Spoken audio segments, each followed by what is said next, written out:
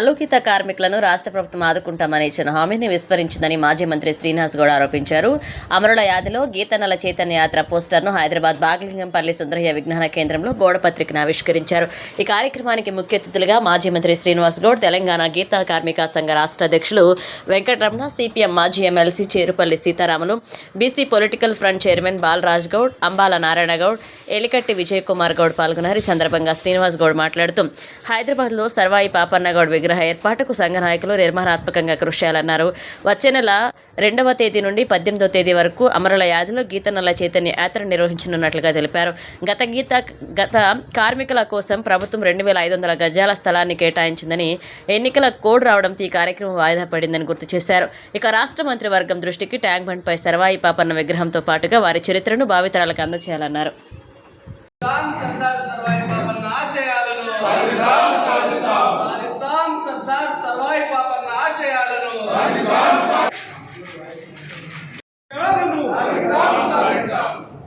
జయప్రదం చేయండి గీతనల చైతన్య యాత్రను. జయప్రదం చేయండి గీతనల చైతన్య యాత్రను.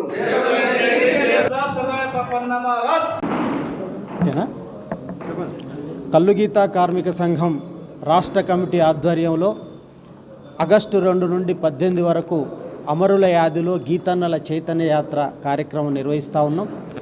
ఈ కార్యక్రమం మహబూబాబాద్ పట్టణంలో ప్రారంభమై రాష్ట్రంలో ఉన్నటువంటి అన్ని జిల్లాలు తిరుగుతూ ఆగస్టు 18వ తారీఖున ట్యాంక్ బండ్ పైన ముగింపు జరుగుతుంది. ప్రధానంగా ఈ యొక్క యాత్ర ఉద్దేశం గీతా కార్మికులకి కాంగ్రెస్ పార్టీ ఇచ్చినటువంటి హామీలను అమలు చేయాలని చెప్పి డిమాండ్ చేస్తున్నాం. పెన్షను 2000 నుంచి 4000కు పెంచుతామని చెప్పి అన్నారు, ఇంతవరకు పెంచలేదు. ఎక్స్రేషియో 5 లక్షల నుంచి 10 లక్షలకు పెంచుతామన్నారు, ఇది కూడా పెంచలేదు. మీరు అన్నమాట ప్రకారమే పెంచాల్సినటువంటి ఇవి వెంటనే పెంచాలని చెప్పి ఈ సందర్భంగా ప్రభుత్వాన్ని డిమాండ్ చేస్తున్నాం. అలాగే 50 సంవత్సరాలు పైబడినటువంటి వాళ్ళకి పెన్షన్ ఇవ్వాలనేటువంటి జీవో ఉంది, కానీ ఈ 30 నెలల కాలంలో ఒక్క దరఖాస్తు కూడా స్వీకరించలేదు. రాష్ట్రంలో 50 సంవత్సరాలు నిండినటువంటి ప్రతి గీతా కార్మికుడికి వెంటనే పెన్షన్ ఇవ్వాలని చెప్పి కూడా ఈ సందర్భంగా డిమాండ్ చేయబోతున్నాం. అలాగే ప్రమాద నివారణకి గీతా కార్మికులకి కాటమయ్య రక్షణ కవచం ప్రభుత్వం ఇస్తూ ఉంది. కేవలం 30,000 మందికే ఇచ్చారు. రాష్ట్రంలో ఉన్నటువంటి గీతా కార్మికులందరికీ కూడా ఈ పెన్షన్ ఇవ్వాలని, అలాగే నీరా తాటి ఉత్పత్తుల పరిశ్రమలు ఏర్పాటు చేయాలని, ట్యాంక్ బండ్ పైన పాపన్న విగ్రహాన్ని నెలకొల్పాలని చెప్పి ఈ సందర్భంగా ప్రభుత్వాన్ని డిమాండ్ చేస్తున్నాం. మా యొక్క ఈ యాత్రకి ప్రజలు, ప్రజాతంత్రవాదులు, గీతా కార్మికులు, గౌడులు, అన్ని సంఘాలు కూడా మద్దతు తెలిపి జయప్రదం చేయాల్సిందిగా విజ్ఞప్తి చేస్తూ ఉన్నాను. ఎలక్షన్ కోడ్ రావడం, అది ఇప్పుడు వచ్చిన వాళ్ళు కూడా దానికి కంటిన్యూ చేస్తూ సరే 2500 గదాలు అయినా కనీసం 500 గదాలైనా భూమిని మనం చేయించుకున్నాం.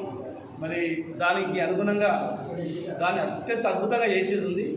దాన్ని అది మొత్తం ఉన్న దానిలో కోట మాదిరిగా నిర్మించి పైన కోట మీద విగ్రహం పెట్టి కింద రోడ్ సైడు కూర్చున్న విగ్రహాన్ని పెట్టి లోపల పాపల చరిత్ర తెలిసేటట్లు ఒక విజువల్ డిజిటల్తోన మొత్తం టోటల్గా ఆయన ఏ కోటను సామ్రాజ్యాన్ని ఎక్కడ చేసిండని తీసుకొచ్చి ఆయన లైబ్రరీని ఏర్పాటు చేసి మధ్యలో సినిమా అనేది ఆయన సంబంధించినటువంటి 30 మినిట్స్ 20 మినిట్స్ సినిమాను కూడా థియేటర్ ఏర్పాటు చేసి మరి వచ్చిన వాళ్ళందరికీ రోజు సర్వాయి పాపలది 2 గంటల షో పెట్టి ఆ షోలో వచ్చిన వాళ్ళందరూ కూర్చొని ఆయన చరిత్ర తెలుసుకొని అక్కడ మీడియా సెంటర్ కూడా ఏర్పాటు చేయాలనేటువంటిది ప్రపోజల్ మంచి డిజైన్ చేసేటట్టు ఉంది. కనుక ఈ గౌడ పెద్ద నాయకులందరూ కూడా అడవుడు చేసి అందరిలాగా విగ్రహం పెట్టడం కాకుండా మీరందరూ కూడా ప్రభుత్వంలో ఉన్నటువంటి పెద్దల దగ్గరికి వెళ్ళి మరి మన మంత్రులు కానీ, పిసిసి ప్రెసిడెంట్ కానీ, పొన్నం ప్రభాకర్ గారు కానీ వాళ్ళ ఇద్దరి దగ్గరికి వెళ్ళి ఉట్టిగా విగ్రహం పెడితే అన్ని విగ్రహాలకు అవుతుంది. ఈయన రాజు, మరి రాజుకు సంబంధించినటువంటిది పక్కల అమరులకు ఎట్లయితే కింద హాల్ ఏర్పాటు చేసి ఎట్లెట్లున్నాయో సేమ్ మినీ హాల్ దీన్ని కూడా చేయాల్సిన అవసరం ఉంది.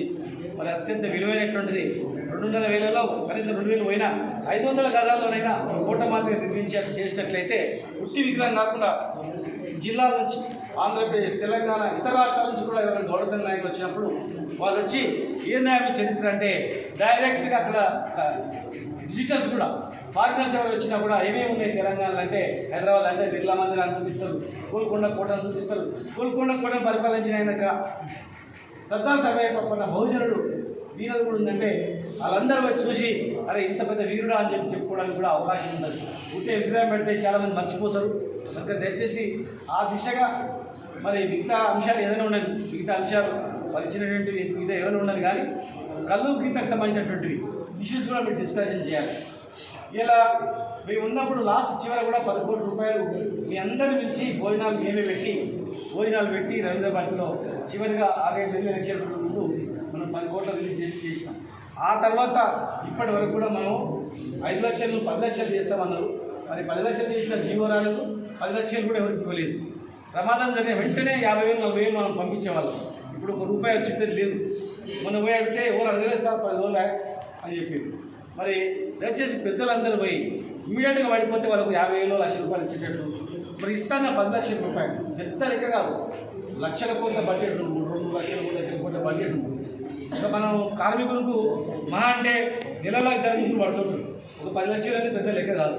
కనుక దయచేసి ఏ హామీ నెరవేర్చకపోయినా ముందు ఆ 10 లక్షల జీవో తీసుకొచ్చి వెంటనే ఆ 10 లక్షలు ప్రమాదం జరిగిన వెంటనే